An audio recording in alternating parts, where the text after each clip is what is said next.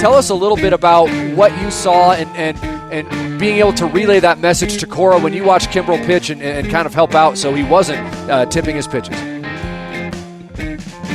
So tipping pitches, we hear about it all the time. People at home understand what tipping pitches is all about. It's amazing. And that's remarkable.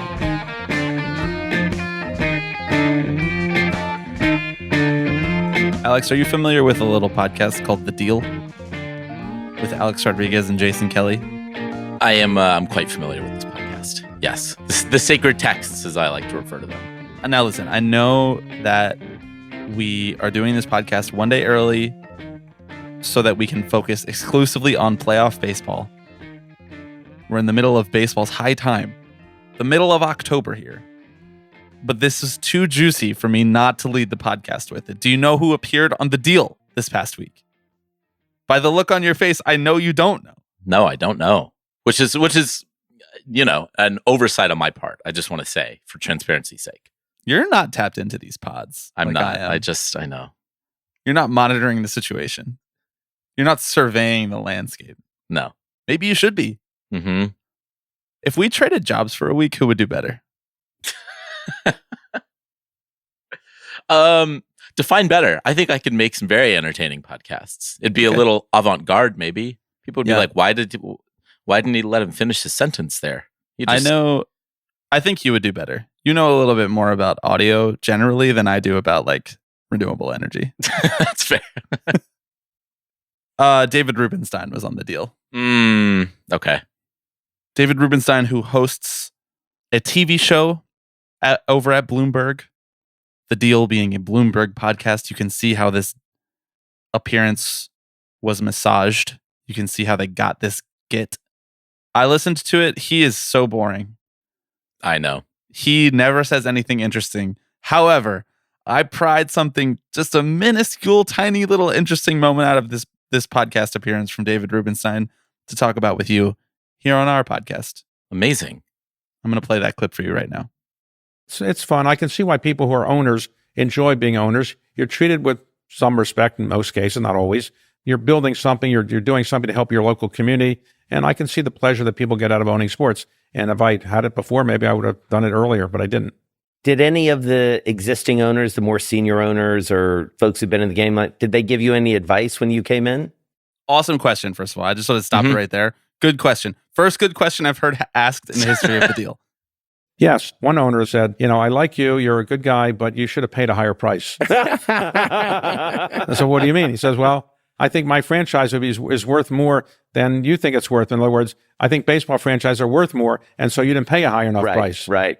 You put a comp in the market that he didn't like. So I guess that's right. I won't identify that person, but I'm reasonably happy with where we are today. I hope we continue to do reasonably well.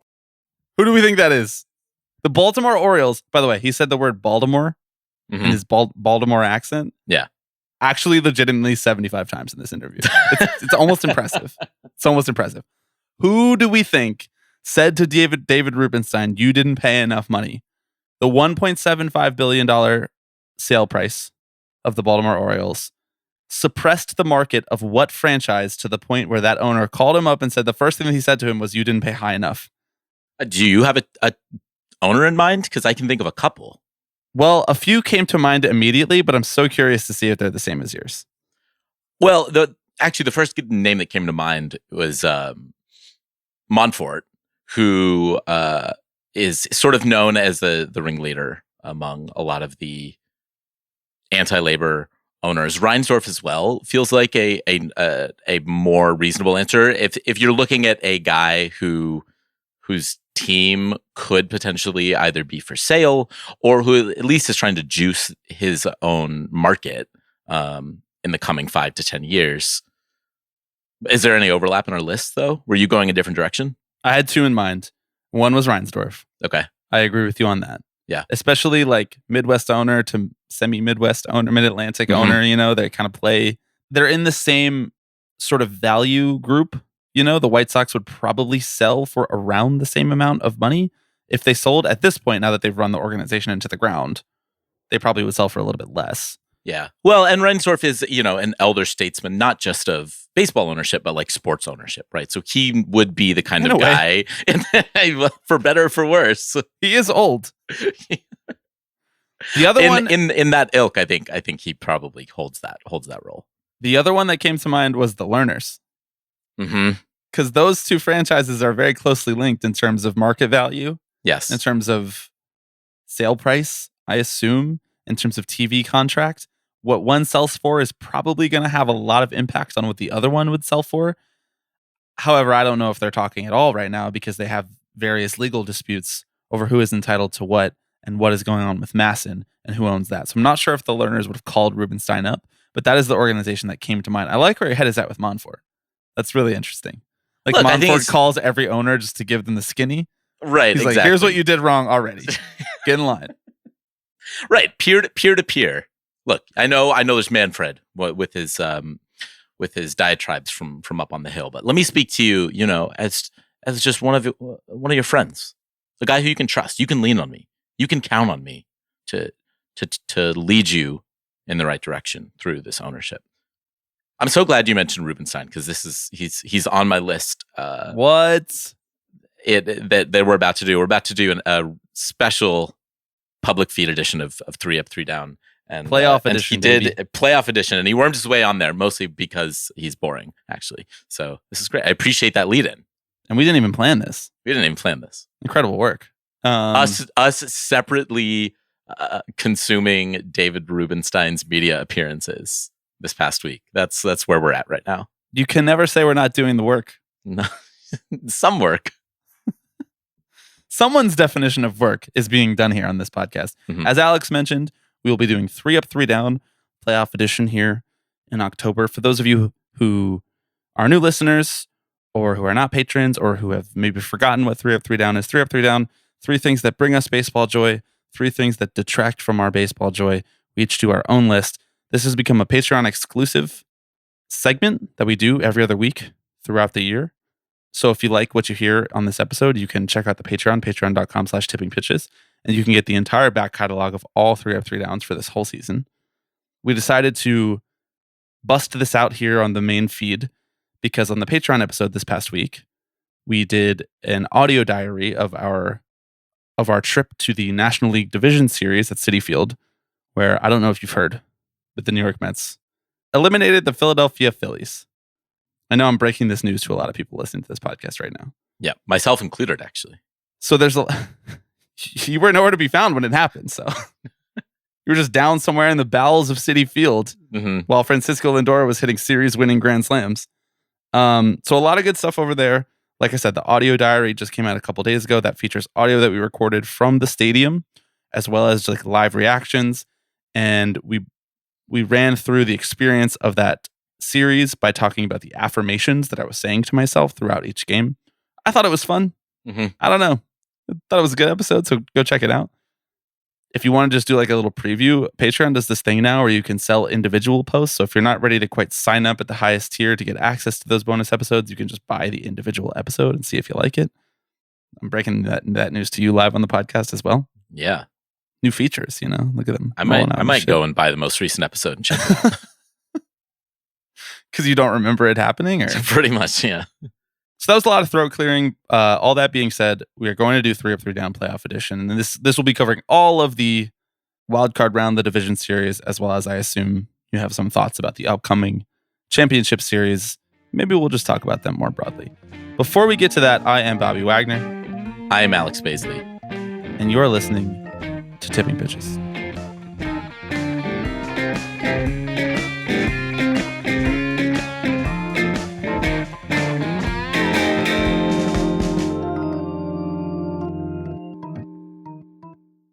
Thank you to this week's new patrons. Speaking of the Patreon, Alex. Thanks to Xander. Thanks to Raphael. Thanks to Matt, Allie, Liam, Ben, and Andrew. Turns out when there's more baseball on, people are more engaged. Thank you all for signing up. I hope you enjoyed listening to me singing Piano Man on the audio diary from the National League Division Series. You should regale us more often, honestly. Tipping Pitches covers EP when? Vindicated, Piano Man. Ooh.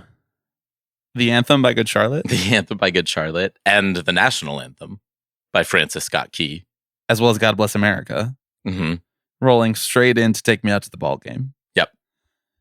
Now, Alex, I made you face up to this on the Patreon episode, but do you also want to do it on the public feed here too? About the fact that you're the most fraudulent Philadelphia Phillies fan who's ever lived? No, I don't know these listeners anything. Look. All right. Here's my final word on the matter. He's closing the door on it, ladies and gentlemen. I'm closing the door on it. Baseball fandoms are forged through experiences and memories. You're cooking right now. And frankly, that's what I made at these last two baseball games with you, Bobby Wagner, wearing a Mets jersey. I had experiences. I forged these memories. You can't pick a baseball team by a podcast. And frankly, I don't know why someone would try and sell you that idea in the first place. Don't walk back on that now. That was some of our greatest content ever. It was some of our greatest content ever. I obviously still stand by the fact that if you were a neutral baseball fan or new to the sport, picking the Phillies would not be a bad way to go. That is a very good baseball team. Tough argument to make right now, but I see what you're saying. Yes. Look, I'm willing to have my mind changed. If someone wants to come give me a real Philadelphia Phillies experience, give me a swirly, carry me through the streets of downtown, hit me up, 785-422-5881. That is my personal cell number. I feel as though, do you remember when that actually was your personal cell number for like 3 days by accident? Getting the calls. Getting the calls forwarded. I don't know how that happened, but that was really funny. I feel as though I gave you a pretty authentic Philadelphia experience and you rejected it. It didn't take into the body. Right. It's true. What am I just going to ditch the last 10 years of our friendship? I'm pretty sure I said this. Crazy that we've been friends for 10 years. Pretty sure that I said this on the episode. I was like, you don't have the constitution for it. You're not built like these people and you can't fake it. And you were right. You knew them better than anyone else and you were right. Know thyself, know thine enemy is what I would say. And I feel as though I knew myself and I knew my enemy. Yeah. And you're not my enemy. You're not. I know. No, I am not. I will be standing right beside you in my Francisco Lindor jersey. Yeah, you will. That's right. Francisco Lindor. What a ball player. Mm-hmm. Do you want to roll right into it? You want to do 3 up, 3 down? I think we should. I think we should start there. I think we should actually start with ups today. Okay. Because it's the MLB playoffs. I think everybody is really excited about this moment in baseball. Normally what we do on the Patreon feed is we start with downs, we get them out of the way. I would hate to just kind of pour cold water on how everyone is feeling. We're sitting here recording this 4:30 in the afternoon on Saturday, Eastern time. The Guardians have just eliminated the Detroit Tigers in what ultimately ended up being a pretty exciting baseball game that the Guardians won relatively comfortably in the end. We have the championship matchup set. It's going to be Cleveland versus the Yankees. And it'll be my New York Mets heading to Los Angeles to play the Los Angeles Dodgers. My first up this week, Alex, is that the New York Mets are heading to Los Angeles to play the Los Angeles Dodgers in the National League Championship Series. Well said. The Mets won the wild card. The Mets won the division series. The Mets are going to the championship series. They are halfway there to the thing that will provide me peace for the rest of my life. I can't believe it. Do I think they're going to win the World Series? I don't know. I'm done making predictions with this team. But God damn it if it wasn't exciting. If it has not been exciting. Truly magical last few weeks for the Mets. Magical to share it with you and share in some of the joy in person. But just like the vibes radiating from this team are next to none right now. And I'm not even necessarily talking about OMG or Grimace or anything like that. You know, I would say probably second to none is the phrase you were looking for there. I don't know. You said next to none. I feel like that sort of implies that they're not there. We're off to a great start. This has been the week in tipping pitches, botching familiar sayings. What's old is new. You can lead a horse to water, but you can't make it hit a grand podcast. Slam. That was good. I liked yours better. All right, thanks. I mean, what more is there to say? If you really want to hear the truly unfiltered takes and feels about sort of the last series, of Mets play. As you mentioned, you can go listen on our Patreon. But yeah, I mean, I'm so excited for this matchup. I won't lie. I think it would have been fun to see the Padres advance. I think Yu Darvish deserves all that and more. Man, But bad beat for him really bad beat yesterday. Really Pitched a really great game. 2 mistakes. The Dodgers hit him both out of the park. Mm-hmm. Yep. What are you gonna do? Right. That's baseball, baby. That's October. You know. Yeah, it's gonna be a fun next week. You know, I think a lot of people shared that sentiment that Padres Mets would have been really fun, like a chaos matchup, a sort of rerun from 2022. The Dodgers feel a little staid. They feel a little, okay, we've seen so much of the Dodgers over the last decade. It's fun and fresh and exciting to see people like Machado and Tatis have the potential to move on to the World Series. I've seen the take getting trotted out there a lot that, you know, because I don't know if you know this, but I'm surrounded by Mets fans all the time online and in person. I've seen a lot of people saying something to the effect of, whoa, we dodged a bullet here, that we don't have to face the Padres. That was the more well-rounded team. That was the team that matched up better with the Mets. I sort of felt that heading into the series. And so I was like, maybe I want the Dodgers to advance. And then I actually watched the series and I was like, probably a toss-up between these two teams. You know, the Mets are going to have to play well either way. Mm-hmm. Yep. You know, that's like, that's playoff baseball. The Dodgers won. You can't really like that argument starts to fall apart when you realize the fact that they played a series, they went to game 5, the Dodgers actually beat them, including having to win one in San Diego to even send it back to LA. And then to have game 5 with Yamamoto, who looked good, but kind of touch and go there a little bit. So I don't know. I mean, I don't have a super strong opinion about which team the Mets match up with better. Like, we got to pitch to Shohei Ohtani 18 times in the series. Actually, it's a 7-game series. We got to pitch to Shohei Ohtani 30 times in this series.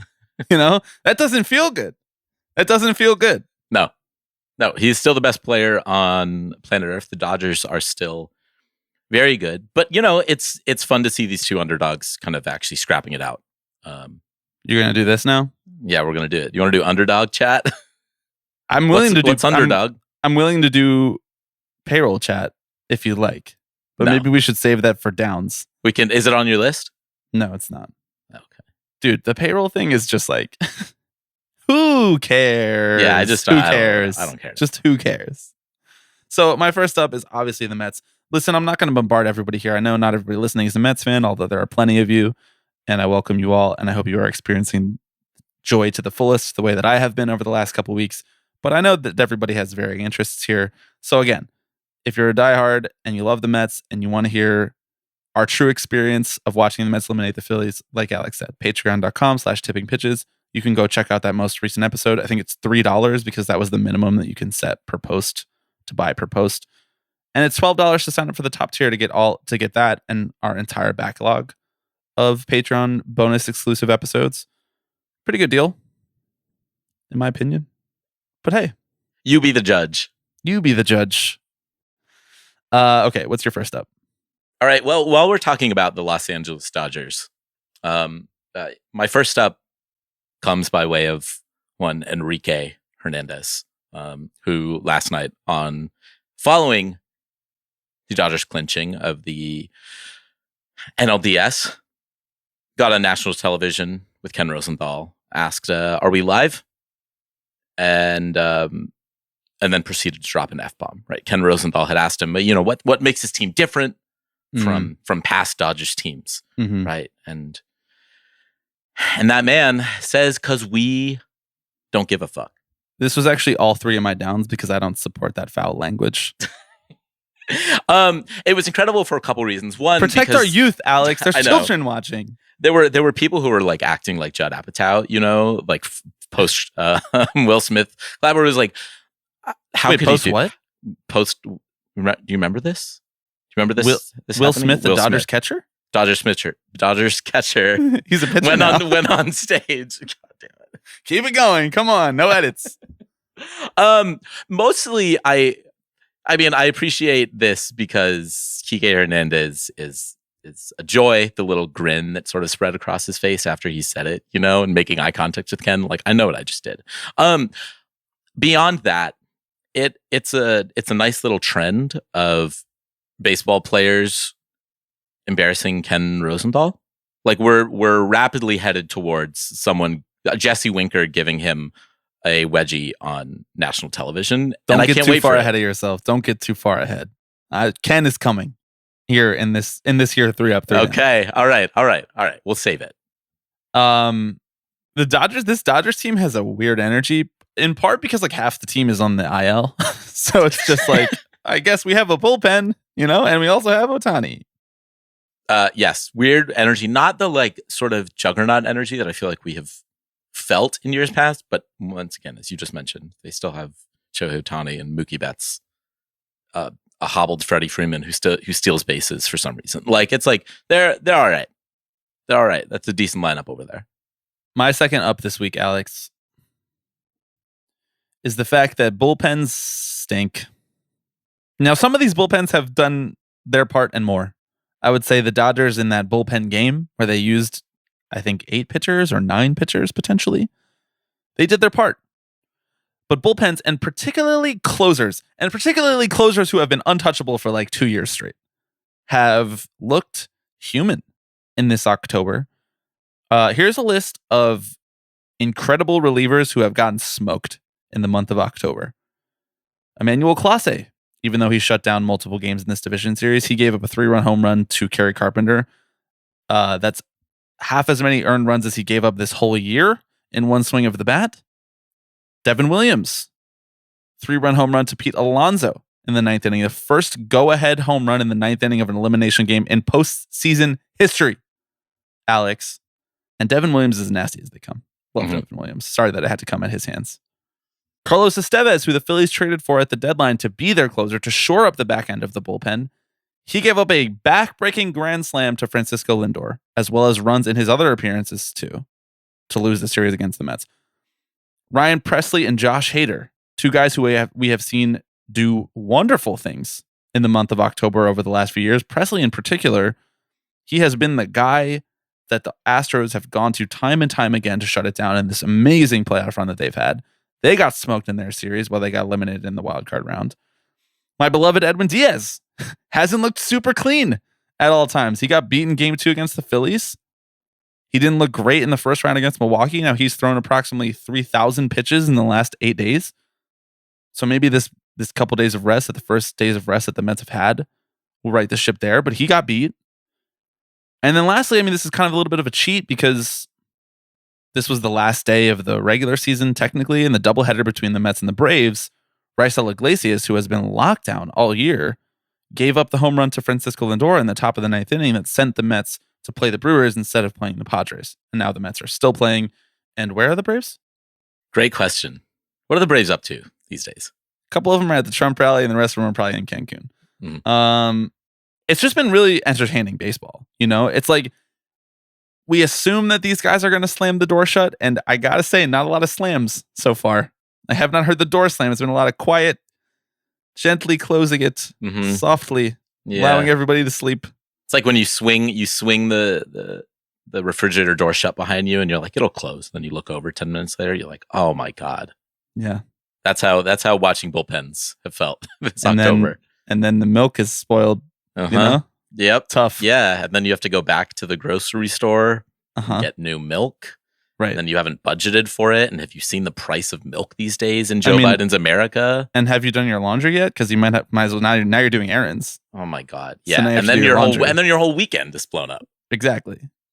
And you, for your laundry, you got to go up and down the stairs a lot of times. And it's like, oh my God. But at least I'm going to get my steps in, So it's like there is an advantage to it. We are heart healthy. Did you remember to buy your Cheerios heart healthy cereal? That's and if not, because then you have to go back to the grocery list, store. Right? Yeah, exactly. Yeah. And then it's like just a whole thing. We should have just had a real closer. Yeah. Precisely. I don't know. It's been fun, man. I mean, I know like the last decade of baseball has all been about getting these relievers who are absolutely untouchable and nobody can even get the bat to the ball. And we've seen a sort of like half blend of all that stuff that we're used to, while other guys who we would expect to be that, the guys who are making $20 million a year, like Hader and Diaz and stuff, it's certainly not over by any means when those guys come into the baseball game. Much to my chagrin, in the top of the 9th of the Game 4 that the Mets closed it out, and then Edmund got back on track. So it just makes for entertaining baseball. And I think it's been a large part of why this October has been just awesome so far. Yeah, I mean, any October that has Josh Hader eating shit on a national stage is a good one in my book. So, which is most Octobers because he's never won a World Series and probably never will. All right, my second up is that we get to retire the buys narrative. No more. Damn, this is going to be my third. Oh, this is good. Was this okay? It's fine. We'll do it together. Let's share this one. The Dodgers. Hold on, wait.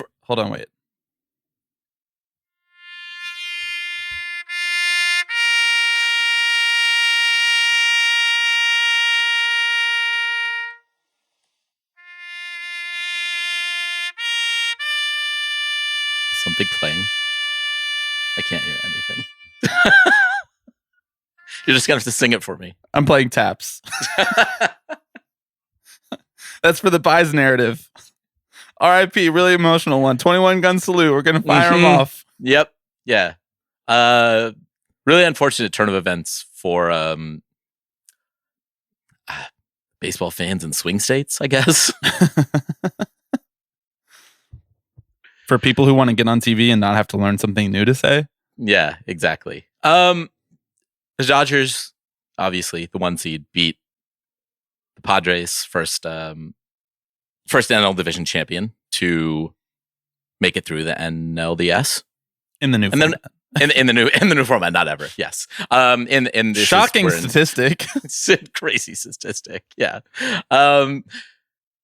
So sayonara. Well, I don't know what more to say. It never really was an accurate narrative because on the AL side of the bracket, it was just going chalk the whole time.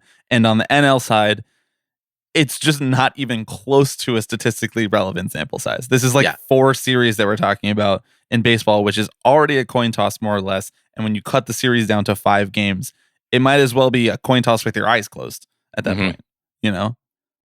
Yeah. Well, and especially when reporters are asking players about it.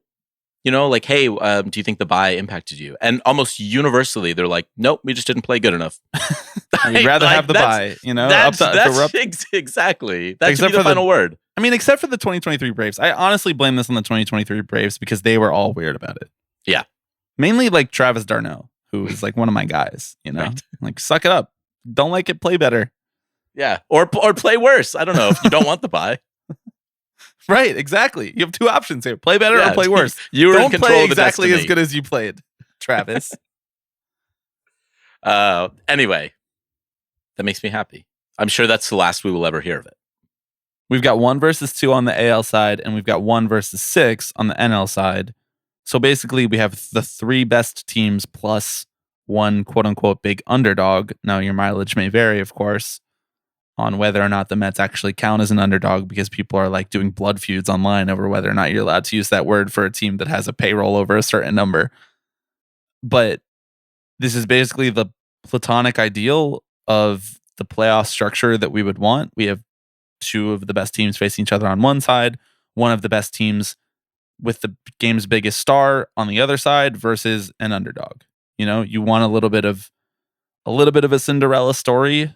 Like if you were going to draw it up perfectly, like the NCAA tournament, you'd want like 2 number 1 seeds, a number 3 seed, and a 13 seed. Whoa, where did they come from? You know, like that's basically what we've gotten in baseball here. But everybody still wants to be able to whine about it. Yeah, much which, easier. As you know, I don't support complaining or criticizing anything at all. No, not at all. Why don't here's accept the the faith that's given to you? I don't know if anyone's ever thought of saying it this way, but here's a thought: let people enjoy things. Right, including let Atlanta Braves fans enjoy complaining about structural issues that doomed their team. No, the Atlanta Braves fans should only be allowed to talk in the privacy of their own homes to each other. Right, freedom of speech except for Braves fans, I think is what we're saying. It's an occupational hazard of mine that I might open the internet and have to see what Atlanta Braves fans think. Right. We need like an OSHA for that. Mm-hmm. All right, what's your third up? Because this was my third up too. All right. Let's Yes, keep that's going true. before I really piss off the white flight people in Georgia. Keep it going. I'm just going to let you talk. My third one actually has nothing to do with MLB playoffs, but I am going to do it anyway. And that is David Rubenstein. Here we go. Just because I love talking about this man. Mostly because, to Did your he buy point, a document? no, he didn't buy a document. But, and I don't know if they got into this on the deal, but he has a new book coming out, right? So he's been making Actually, they did. He said something absolutely batshit insane, which is that he works on a new book every 1 to 2 years. Yeah. And frankly, they're all the same thing. It's all just like, wow, fucking U.S. electoral system. We should be more talking about that. Yeah, it's bizarre stuff. But he's making these media rounds. The book is called "The Highest Calling: Conversations on the American Presidency," and I see why he is able to work on a new book every 1 to 2 years, because he doesn't actually fucking say anything. Oh my god! Also, he doesn't write them. Well, also he doesn't. Who's the other author listed? I know. I mean, there is not one. Interestingly, okay, but there's a ghostwriter. I'm sure there is a ghostwriter. Yes. But did you know he sits on the board of 7 different companies, or like nonprofits or charities? 7. And he probably does a lot of work for each of them. Yeah, he does. That's one for each day of the week, and he's working 12-hour days. True. Yeah. Well, actually, he's split his days up. I don't know if you've heard this into 3 different days. So he actually has 21 days a week. True, and he uses the other 14 for the Baltimore Orioles. He did say some interesting shit on there about how he doesn't know anything about baseball, and he just lets Mike Elias do whatever he wants. That's amazing. More owners should do that. Except not when it's Mike Elias, though, because Mike Elias doesn't actually want to build a fun and interesting baseball team. He wants to make the spreadsheet look good. Right. Yeah. Well, I think I'll take this over Ken Kendrick being like, I personally signed Jordan Montgomery, and it was the worst fucking mistake I ever made. Anyway, honestly, I just wanted this to he use needs this to go as an back into excuse his cave, bro. Yeah, he needs to go back from whence you came, troll. Yeah, exactly. Go fund your dark money candidates, like whatever. Rubenstein spends all these interviews just talking about how presidents are they're humans, Yeah, they're the most powerful people, but they're flawed. Having known presidents, I know their flaws, but we all have flaws. Some of these people have really changed the world for better. Some make terrible mistakes. Some were lucky they became president. Some we'd be much better off had they never gotten involved in politics. I mean, what more is there to say? That's a masterclass in saying absolutely nothing. That was what more can you even say? I mean, some presidents have done a lot, and others, you may have disagreed with them, but the one thing you can't dispute is that they were president of the United States. Oh, I thought you were going to say the one thing you can't dispute is that they were human, except we have a lot of people on the right who have theories about the fact that the presidents and other politicians have been replaced by aliens. So Yes. Actually people do dispute that. Well, this was the other thing. Where are you at on reptilian theory, bro? This is the other thing that comes through in his interviews. It's a lot Notably of silent. Your silence is definite. and silence. Yeah, I understand. No comment on that. He's the problem is that people just need to be more informed. I was reading about Thomas Jefferson and the history of our country, and just people need to be more. I'm these people have had their brains rotted by Fox News and Facebook AI slap. I saw a post on my X the Everything app other day. Nailed it. That was Tropicana Field getting destroyed by a hurricane and the Tropicana Hotel being destroyed in the same week. We really think this is a coincidence? I'm a Thomas Jefferson autobiography is not saving this person. I'm sorry. Maybe my favorite 30 seconds in the history of the pod. Yeah, man. Get really informed about some things, but not too many things, though. Not the type of things that you could learn about the accumulation of wealth and private asset management that made David Rubenstein really rich. Don't learn too much about that. Learn more about I don't know, government systems, of which we definitely have a really good one. We're doing great. Functioning. Yeah, everything's working it's going really hot. Things are growing way. Anyway, I do want to use this opportunity to say, David Rubenstein, if you are looking for a place to discuss your new book, A Higher Calling. Yeah. 785-422-5881. 3 minute better chunks. Place to do it. All right. Should we go to our downs? When he said in that little clip that I played at the beginning of the episode, when he said some people have been nice to me about being an owner and others haven't, do you think he was talking about us? Do you think he listened to the episode where we first reacted to the fact that he bought the team and we talked a lot about the Magna Carta? Because people who are this rich, they get like media digests, you know? Mm-hmm. Like they get sent an email that's like, here are the 7 things that people said about you today. And honestly, we were loud. We were loud and proud talking about it. He was probably like, oh my God, baseball media is coming around to David Rubenstein. He fired it up. And he was like, what? Finally, people are getting interested in the history of this country. The Magna Carta is not the history of this country, Alex. It's the history of true. That's international politics. It's the way that the world has evolved. Mm-hmm. You know, this is just pure ethics. Magna Carta, most most overrated document in human history. It just kind of like said some shit about how you can't do whatever you want. Mm-hmm. That's a B team document, Rubenstein. Yeah, they were getting away with a lot. A lot was passing for innovation back then. Yeah. Okay, my first down. My first down is Ken Rosenthal's column in The Athletic, owned by the New York Times Corporation, about the San Diego Padres and Manny Machado and his leadership and their behavior in the wake of what was honestly kind of a bummer of a Game 2 at Dodger Stadium, where the fans kind of just lost their shit and started throwing stuff at Padres players after being like taunted in a friendly sports way by Jurickson Profar and Fernando Tatis and Manny Machado, et cetera, et cetera. There is a lot of vitriol against Manny Machado specifically. That is the guy that people direct their hate to in ways that definitely cross a lot of lines on the internet. You don't have to look very far to see people crossing lines in the way they talk about Manny Machado. Now, is Manny Machado likable? No, frankly. Is Manny Machado a villain? Yes, definitely. Does he play into this? Of course. Is he also a great baseball player worthy of respect and not to be denigrated by the most famous baseball columnist in a way that doesn't really align with his actions in the series?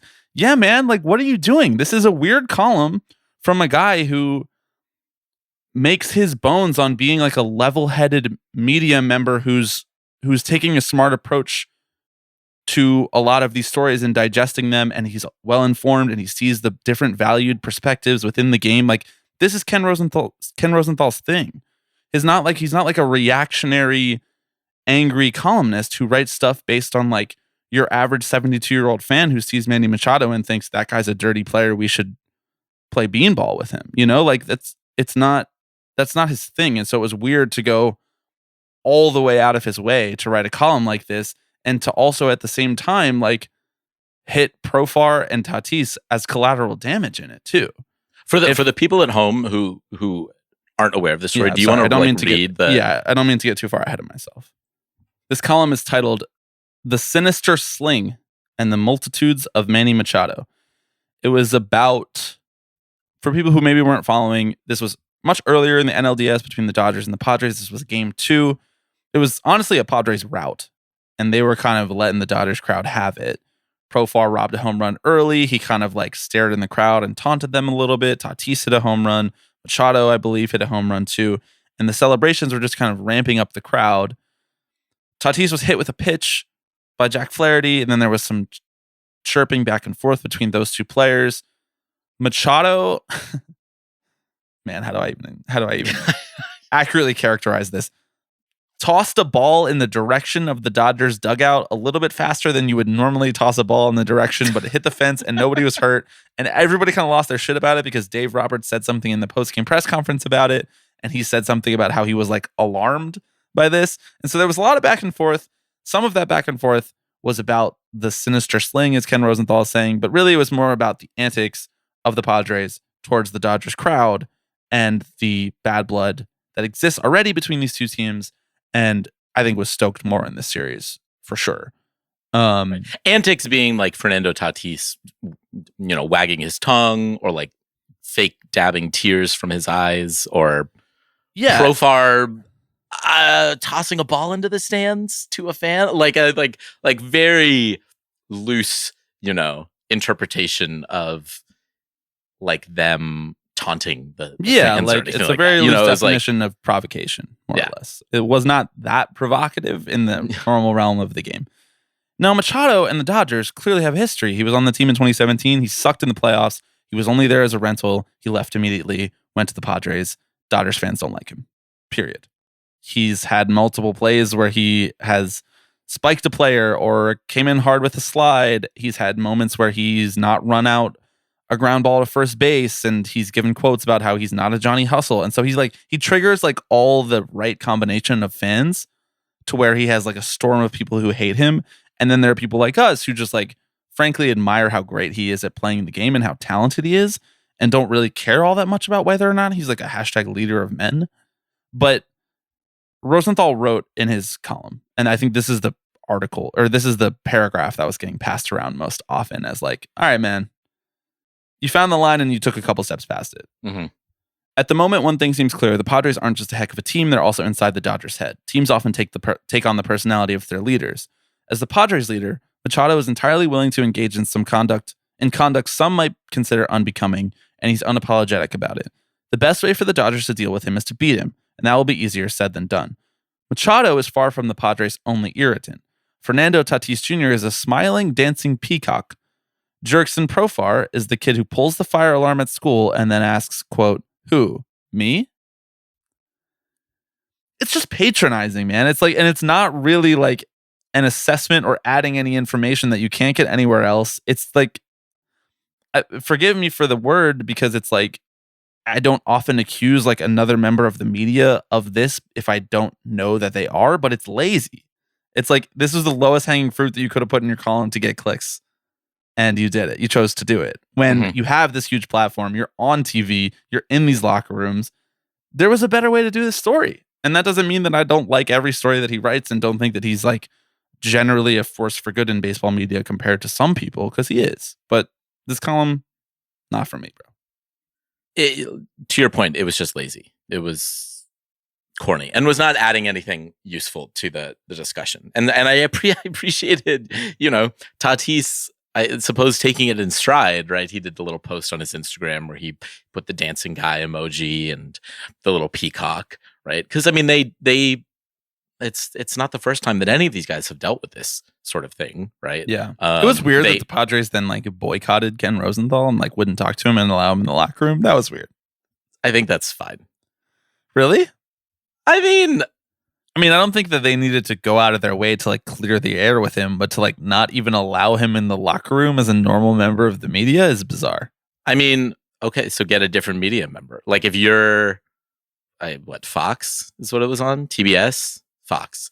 I get a media member who has not written thinly veiled dog whistles in his national media column. Like, I think it's relatively reasonable to be like, okay, you can't do the in-game interviews with us tomorrow. Like, I guess I was wrong. I guess he was allowed in the locker room as part of normal media, but not allowed in the dugout. Yeah, get Verducci over there. I guess Verducci was covering the other series at that point, I think, maybe. I don't know, man. I've always found it confounding that they have Verducci and Rosenthal on some broadcasts together, because I'm like, it's like having two play-by-play guys. Like, you guys are doing the same thing. Yeah, I know. Anyway. I don't know. Weird subplot. Super weird. I have more to say about broadcasts and media, but I kind of separated it out into a different down. So more on this in a couple minutes. But what's your first down? All right. My first down. I think we mentioned this briefly, but the ads during these playoffs have just been good God unbearable. Yeah, really unbearable stuff. You obviously have your run of the mill sort of like there's a Geico ad every third minute, right? Or every third ad or whatever. Yeah, Patrick Mahomes. Oh my God, Patrick Mahomes is all over my TV. But the political ads are just another beast. I know, election year, like it is what it is. The national ads for Trump and Kamala are one thing, but even the local New York election ones that I'm getting are just bizarre.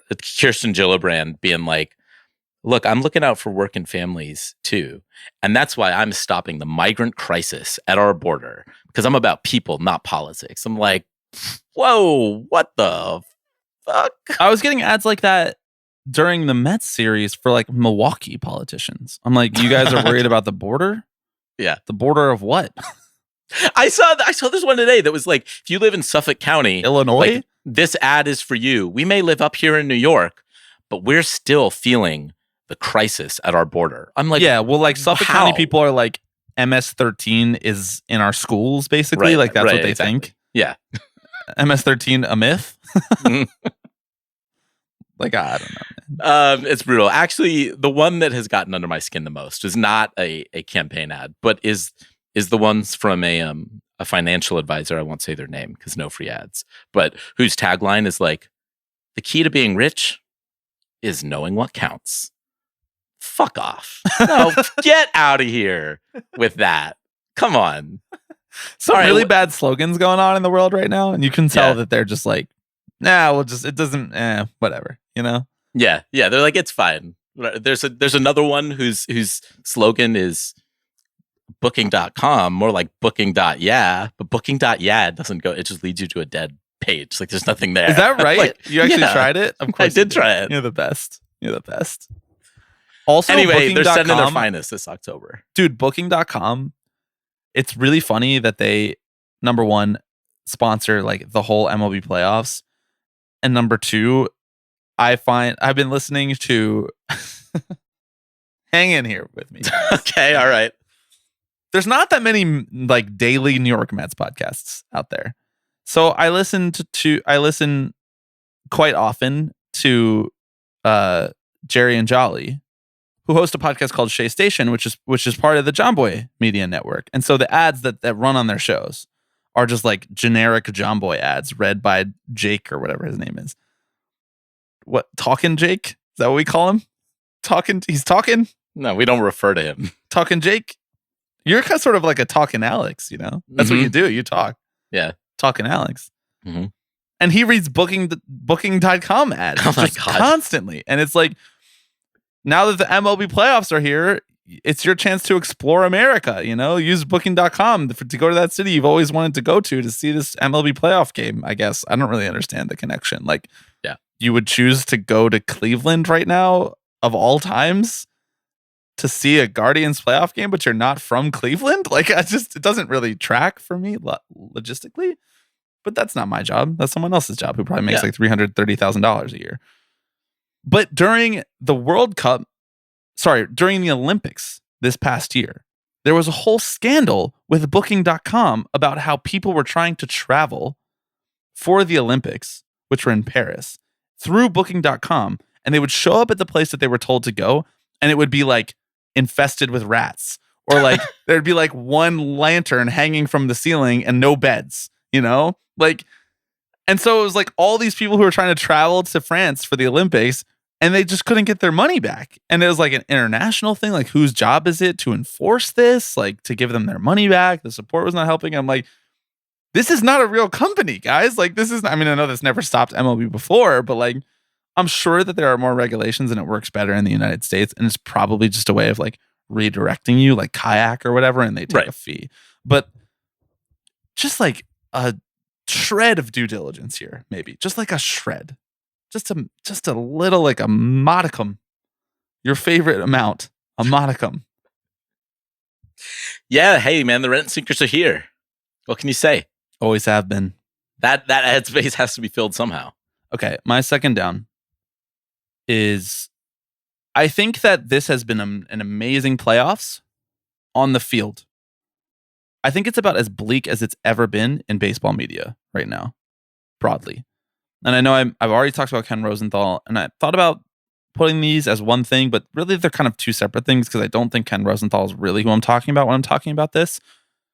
But I don't understand why media now, and like primary media members and sources, like the people in the post game, the people on air, the play-by-play people, they're talking about like these weird meta stories that only like 5% of people really care about.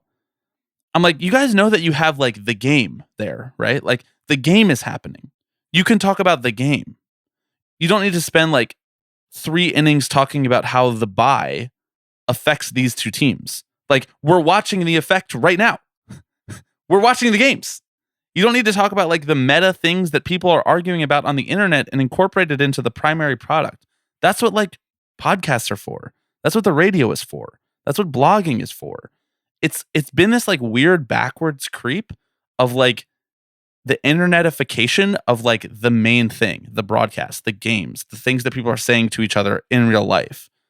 And it's made for like, I think just overall a worse experience of experiencing everything around the games themselves. You'd almost be like better served just watching on mute in a lot of the cases, or just like tapping out of the stuff who are like the main players that the league is like hand selecting for who gets to talk about their game and what they get to put out there into the world. We're focusing on the wrong things is basically my down. We're way too caught up in the wrong things. Just like talk about the game, you know?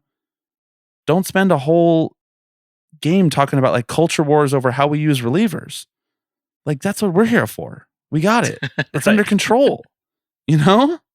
I don't know, man. Like I watch other sports. Like I watch hockey. I don't hear them talking about how like I watched all of the Rangers playoff run last year. And the Rangers have this player named Matt Rempe who is like this 6'7" defenseman who just gets in fights a lot. And people were arguing online all year about it. Like whether he was good for the game because Rangers fans get really excited when he comes into the game, even though he's like this really raw player who is just kind of like there to be a physical enforcer, or whether or not it's bad for the game and it's dirty and we need to push hockey in the direction away from this to try to make it more appealing to viewers so that people are not getting hurt. And there's not, it was like all of this like meta conversation about like what direction is the league going? What do we want to prioritize? Guess what? Watch the playoff broadcast. That shit was nowhere to be found. They talked about how he pisses off other players and he has big hits, but they weren't talking about like the fan 7 tweets deep in the reply talking about whether or not they want their 7-year-old kid to watch this game because Matt Rempe is on the ice. Like, it's just not there. They're just talking about the fucking sport, you know? And like, we're not doing that in baseball. We're talking about the bad natured discourses and they're bubbling up like in places that they shouldn't be.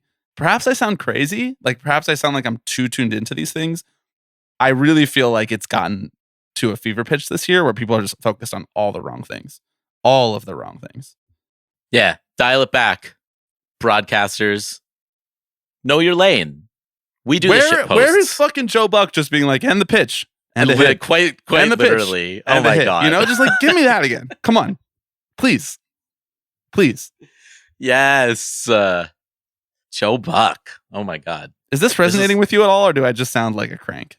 I mean, there's a little crankiness in it, but I understand what you're saying. Like, I think the conversations that do take place on social media have the ability to sort of draw people, even on the national level, down into the fray a little bit, because this is what fans are talking about. You want to be on the pulse with that sort of thing. And, you know, you want fans to tune in the broadcast and hear like maybe their grievances are being discussed, right? There's no biases here, right? So if the Padres fans feel a certain way, well, like, let's talk about it.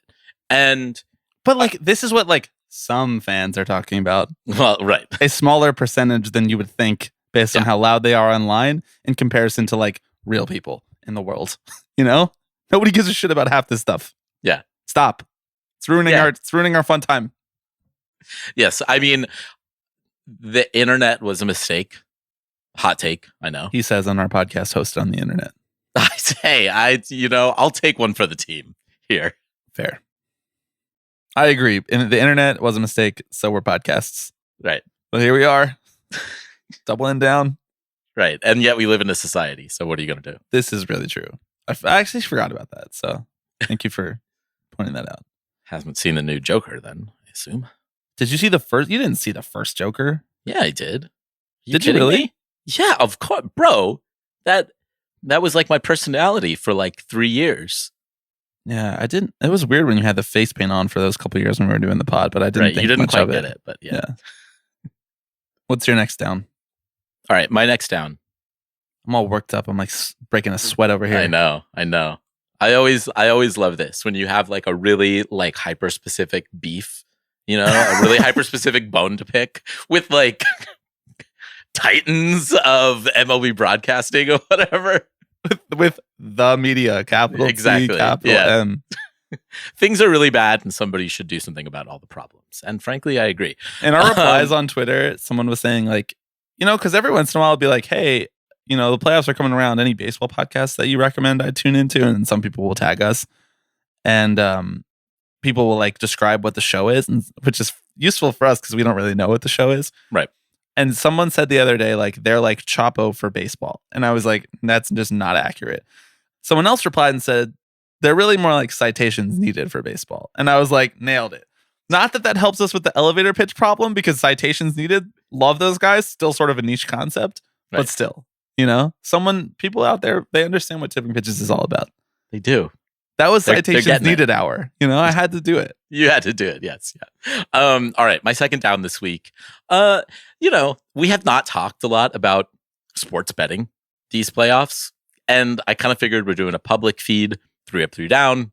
Might as well do a little 5 minutes on the creeping exploitation of good old fashioned salt of the earth, hardworking class American people through sports betting companies. I think you turned to me like a week or two ago, and you were kind of like, I don't feel like the sports betting content has been like particularly egregious, right? It has not been so over the top in your face this postseason. And I kind of agreed with you. It's like, yeah, I think that's sort of true to a certain extent. And, I was sort of pondering it of like, why is that the case? And I think what I landed on is that it's because we've already let the egregious part happen, which is letting it into the sport in the first place. Like, it doesn't feel crazy because like it's just everywhere now, and that's the way it's going to be. And we've all gotten used to that.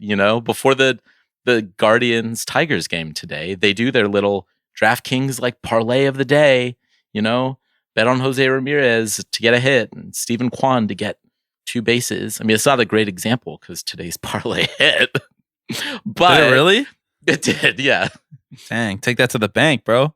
I know, for real. I'm glad I put my money on that. But I just like, even stuff like that is like, this is calibrated to keep you going.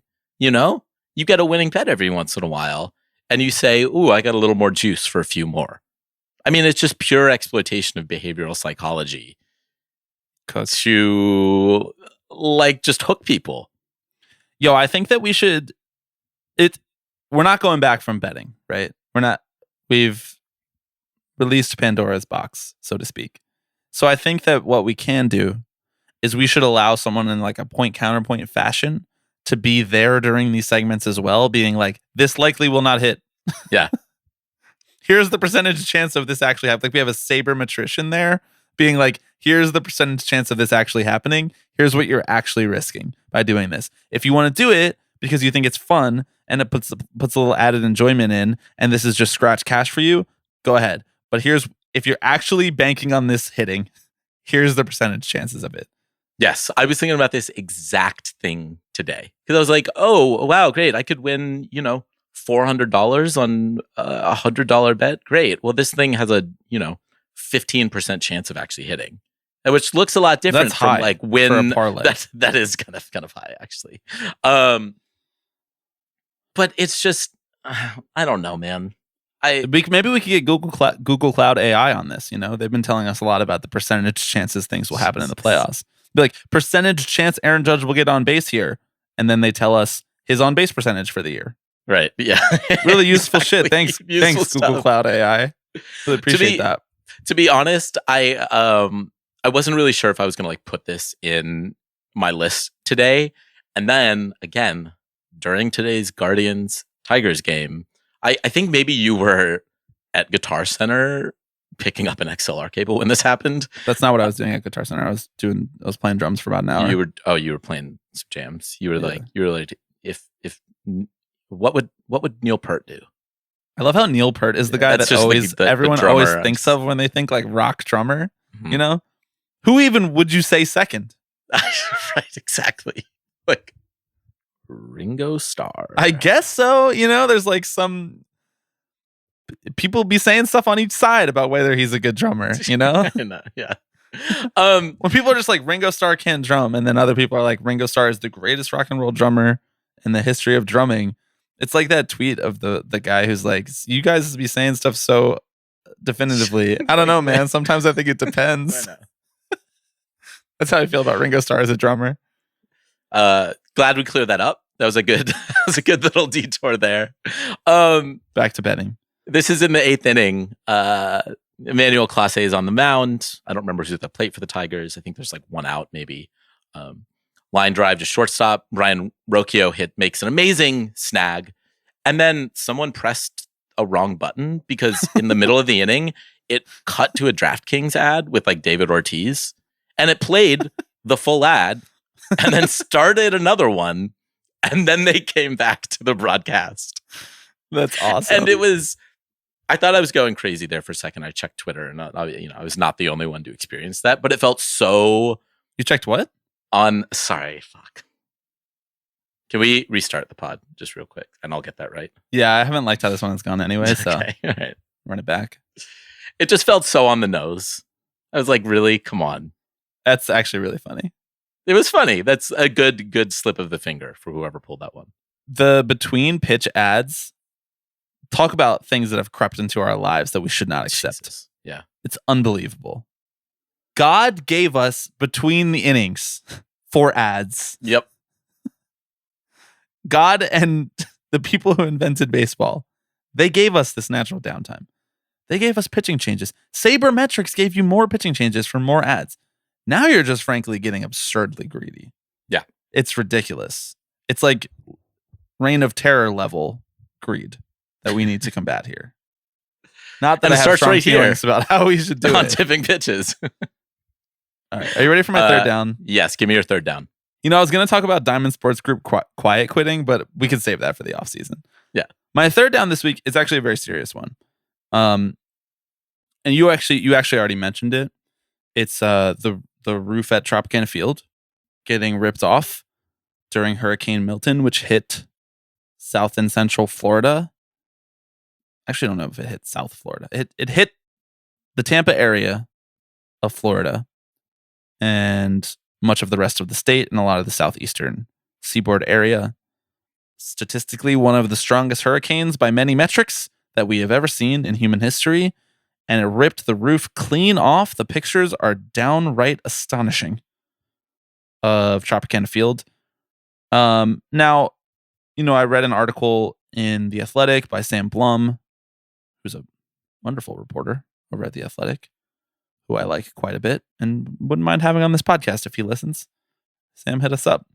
About how the engineer of Tropicana, one of the stadium's engineers, like who was involved in designing and building the stadium, said that the age of the roof had a lot to do with it and that renovations could have been done to protect the roof ahead of a storm like this. It's not necessarily that a storm would rip any roof off like this.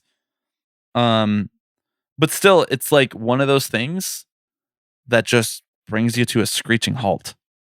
You look at a baseball stadium, which is memed to death because of its roof, and you got an aerial shot of it, and now that roof just isn't there anymore. No fly ball is going to hit that thing because it got ripped off by the devastation of nature and nature rearing its head because of the way that we've treated the earth. And I mean, my best wishes, my best well wishes to everybody who was affected by this hurricane and Hurricane Helene in the past couple weeks. It's really, truly, intensely scary, terrifying stuff. And I chose the roof at Tropicana Field, not because I think that's any more valuable than any building. In fact, I think it's exponentially less valuable, frankly. And we'll be able to fix that and play baseball there. And people who need to get that roof fixed have plenty of money to fix it. I just choose this because it's a way that it popped into the baseball world. And like I said, it's that sort of record scratch moment where you're just like, man, we are powerless to do anything about this if we do not course correct from the last 70 years of human history. Yeah. Well put. It is one of those really stark reminders that like this stuff doesn't happen in a vacuum, right? Like it affects all facets of life. And I'm sure we will talk and about even this the facets off-season. of life, sorry to interrupt you, but even the facets of life that we use to distract ourselves from these things, like baseball. Right, exactly. And I'm sure we'll talk more this offseason sort of about what the kind of implications are for this as well. The Rays have long been searching for a new stadium anyway. And I'm sure questions will be raised about, well, is just this the impetus that they need to just go and get a new stadium, which I think is not the correct response to this, obviously. But I don't know. We'll see. My my third down dovetails quite nicely with this, because it's that pieces of the Trop's roof are being sold on eBay. If you'd like to get yourself a piece of hurricane destroyed Tropicana field roof, you can do it for the low price of $69.99. Just Christ. A really, really dark indictment on the state of things right now. Imagining any hurricane relief aid, of which there will not be nearly enough because Ron DeSantis needs to be sent to the deepest layers of hell. Like imagining any of that aid going towards fixing the Trop's roof so that the Rays, with the cheapest owner in baseball, can play baseball there next year is mind numbing. Mm-hmm. Yeah, not much more to say. I don't know. We'll see. How would you even verify that it's actually a part of the roof? Right, exactly. Does it say like property of the Tampa Bay Rays, like on one of the inside layers of it?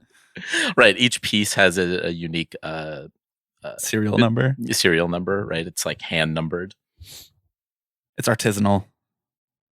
It's, dare I say, bespoke? Oh my God. The Rays roof was bespoke? Oh my God. The new driftwood is just destroyed properties from natural disasters caused by human indifference. Good Lord. And climate That's change. actually a really bleak tunnel to stare down. And a great way to end this podcast, hey, man. Bobby.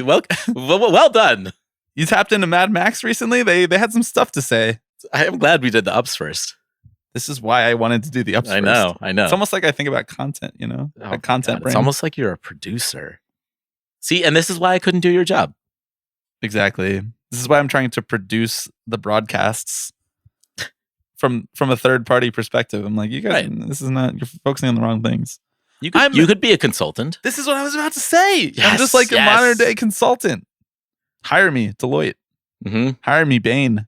Oh, you'll fire some people, that's for sure. I don't think that they would be happy with the people that I would choose to fire. I don't think so either. Yeah. I'd be like, fire this man, Donald Trump. You know, fire this man from the Republican ticket. Let's get him out of here. You're fired, sir. Oh my God. Have they tried running on that? Have they tried pointing at him and saying, you're fired? Mm.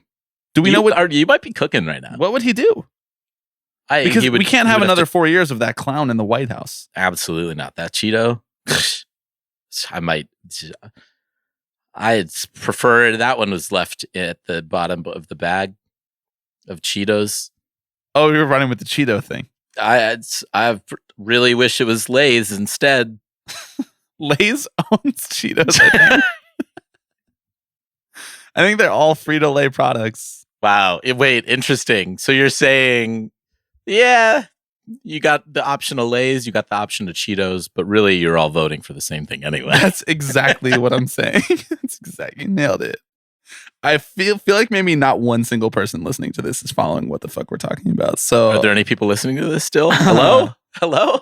Is this being recorded? Oh fuck! Did you press record? All right. Well, that was 3 up, 3 down.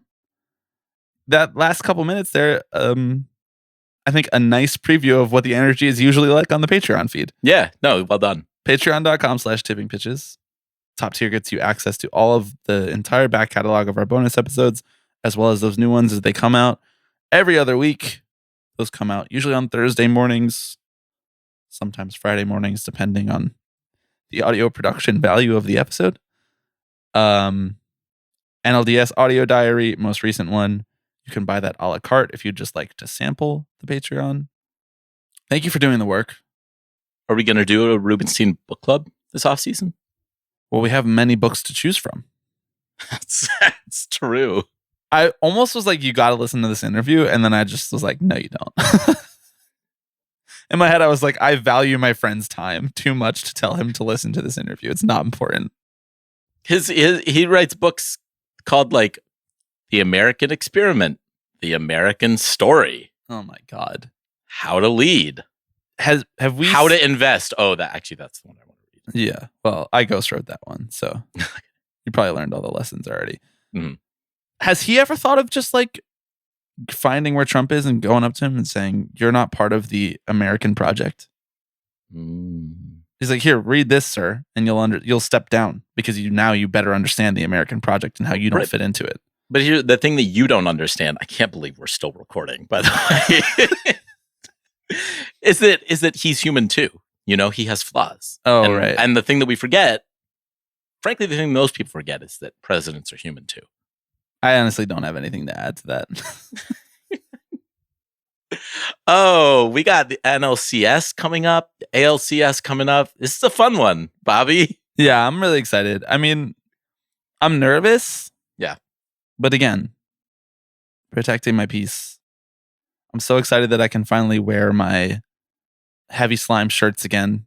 I'm so excited that I can listen to all my favorite bands who are from Philadelphia. I was abstaining during the Mets Philly series. Now it's war on LA. Randy Newman, it's on site. Is he still alive? Gavin Newsom? No, he's not the mayor. Eric Garcetti? I don't think he's the mayor either anymore. But actually, it is on site for Eric Garcetti. Fuck that guy. Yeah, of course. Karen Bass? Good try, but you haven't done very much. It's probably not on site, but it's okay. You're slowly slipping away from California politicians, I recognize. Karen Bass is the mayor of LA now. Oh, she is. Okay. Yeah. Oh, was she the one who like posted the video of the empty sidewalk and was like, used to be homeless people here. Looks pretty nice, huh? Yeah, and that sidewalk was probably cleaned by hand by Gavin Newsom.